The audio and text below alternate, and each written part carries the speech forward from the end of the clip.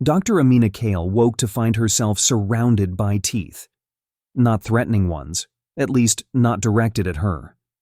The Vargan pack lay in a protective circle around her hospital bed, their massive bodies pressed close, forming a living fortress of fur, muscle, and fang.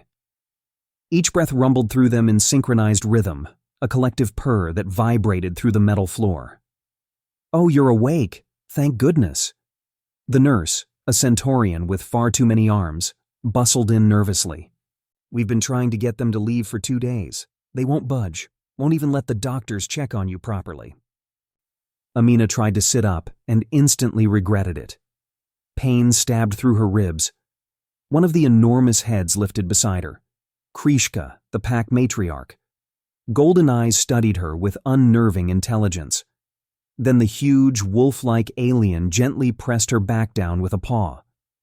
"Easy," Amina murmured, unsure whether she was reassuring Krishka or herself. The accident came back in fragments. The research station, the solar flare warning, the evacuation shuttles, and the nursery, the Vargan nursery, locked from the inside, its electronic systems fried by the electromagnetic pulse. "How many?" her voice cracked. "How many cubs made it?" The nurse's expression softened. "All of them, all 16, because you stayed." It hadn't been heroic. Amina had simply done the math. The shuttles were full. The next wave was 8 minutes away. The cubs had maybe 4 before the station's reactor shielding failed and bathed everything in lethal radiation. Someone had to get them out. Someone had to override the door manually. Someone expendable. She'd been the only human on the station. "You absorbed a cumulative dose that should have killed you 3 times over," the nurse said quietly. "You were convulsing when they found you in the corridor. The cubs were curled around you, trying to keep you warm. They thought you were dying." "I thought I was dying too," Amina admitted.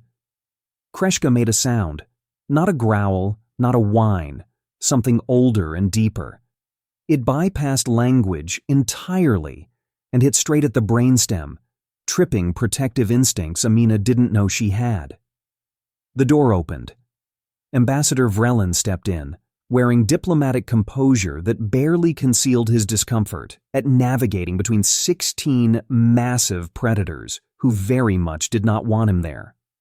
The Vargans didn't move, but Amina felt the tension spike, a collective readiness to violence. She was very grateful to be inside the circle, not outside it. "Dr. Kale, I'm glad to see you recovering." He kept his distance. "I've come to discuss a rather unprecedented situation. If this is about the research contract, it's about you being formally adopted." Amina blinked. "Excuse me?" "The Vargans don't do medals or ceremonies. They form pack bonds, which are—" He searched for words. "Neurochemically binding, permanent. You saved their cubs. In their culture, that makes you pack. Specifically, it makes you a mother." One of the younger Vargans, barely adolescent, had crept closer during the conversation. Now it rested its massive head on Amina's bed, looking up at her with absolute trust. Her hand automatically moved to scratch behind its ears. "They're refusing to leave the station without you," Vrelin continued. "They've turned down 3 ships. They're causing a diplomatic incident. High Command is furious. The Vargan Homeworld Council is furious. Everyone is furious, except the pack, who apparently don't care about anyone's fury except yours." "I'm not angry," Amina said. Krishka's tail thumped once in agreement. "Dr. Kale, you understand what this means?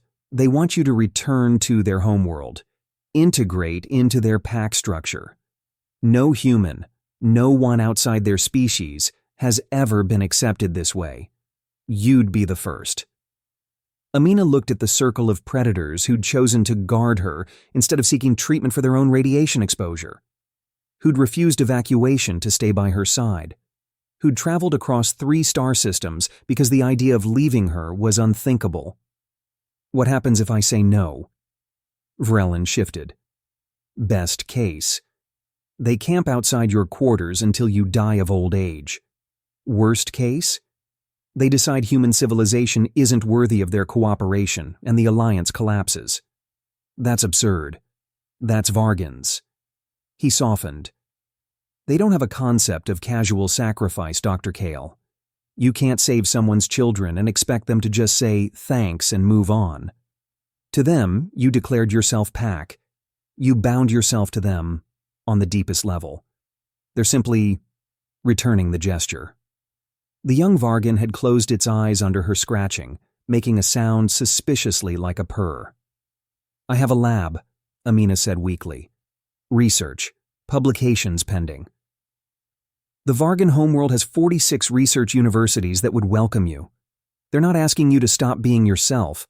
They're asking you to be yourself with them. Amina thought about her apartment on the university station. Tidy. Quiet. Empty. She thought about her research. Important, yes, but isolated, aimed at distant abstractions.